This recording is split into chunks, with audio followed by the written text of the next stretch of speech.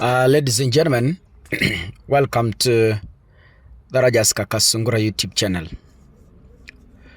Those of us who read history, I am a consumer of Kenya's history and other countries. Emerging politicians have been built through the arrests and courts. An emerging politician, once he or she gets arrested, his popularity increases. And those who are wiser have always used those arrest opportunities to build revolutionaries.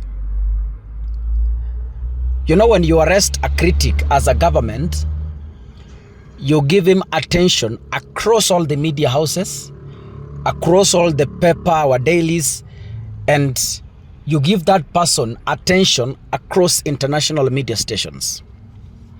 Let me zero down to Kenya in the case of Morara Kebaso. Morara started just like a joke. Morara started kama tu blogger, yani alianza tu kama content creator. Those of us who saw Morara for the first time, we thought he's just creating content for profits. Little did we know, Morara was going to become a force, a political force that is going to even attempt to oust the feared Ruto. Morara has been walking across counties, exposing how the William Ruto regime has siphoned public resources meant for development. Morara has exposed so many roads that were allocated money, but they were never constructed.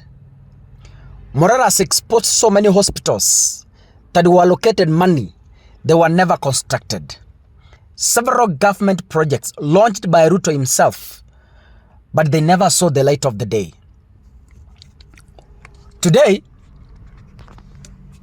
a court has ruled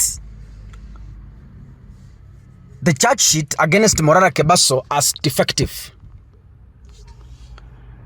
And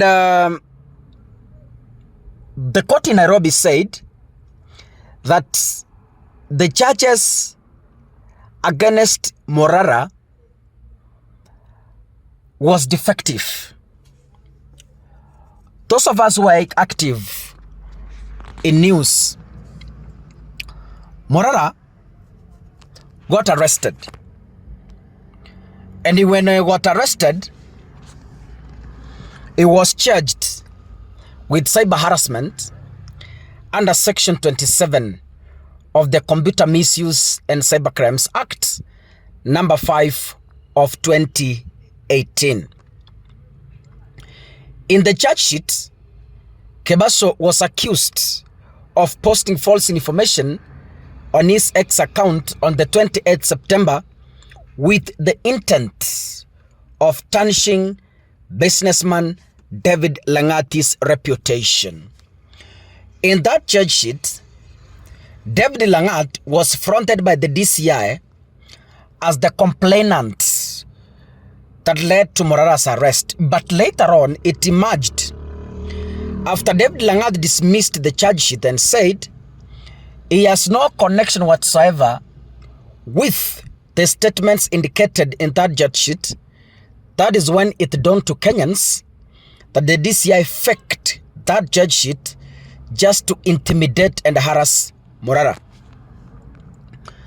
Morara's post that got him arrested, according to the DCI, I want to read it for those of you who didn't come across it. William Ruto approached Dr. Lang'at and told him he desperately needed more money for the campaign. Dr. Lang'at used his properties as security and took big loans to help his friend, which Ruto has never turned back. According to DCI, these are the statements that got Morara arrested. Morara was released on a cash bail of 50,000 Kenyan shillings.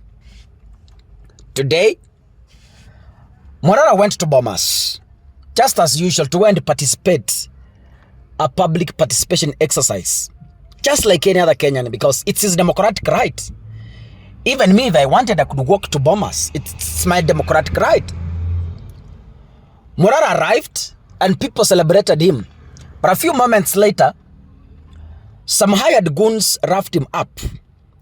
They threw chairs at him and they almost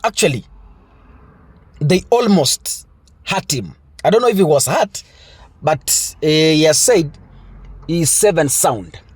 Ladies and gentlemen, after that incident, a court in Nairobi, a judge in Nairobi has said and has confirmed that the charges against Morara were defective, and hence the 50,000 cash bail paid by Morara will be reimbursed back to him. This is a win for Morara, and Morara must use this opportunity to form a movement because he has become popular. I saw his news even on the CNN. Was it CNN or BBC? I think it was BBC, yes. But I want to advise Morara. Morara should now understand that he is a national leader, a threat to the Kenya Kwanza government. And if that is the case, Morara should behave like a president. Behaving like a president means he needs to get a very strong PA, personal assistant. Number two, he needs to get a powerful security that could have shielded him at the bombers of Kenya. You know, when you are a leader, your security blocks the chairs that were flying on air. It is the responsibility of the security team to make sure that the Mundosi ako sawa and he has not been hurt. So if Morara had competent security, they could have shielded him from the flying chairs. That's number two. Number three, Morara should find a competent media team that records everything. Kila kitu mahali wanatembea, they record it. Because in Kenya right now, social media is very critical and very helpful in championing issues of movements. I hope Morara will get this clip somewhere and listen.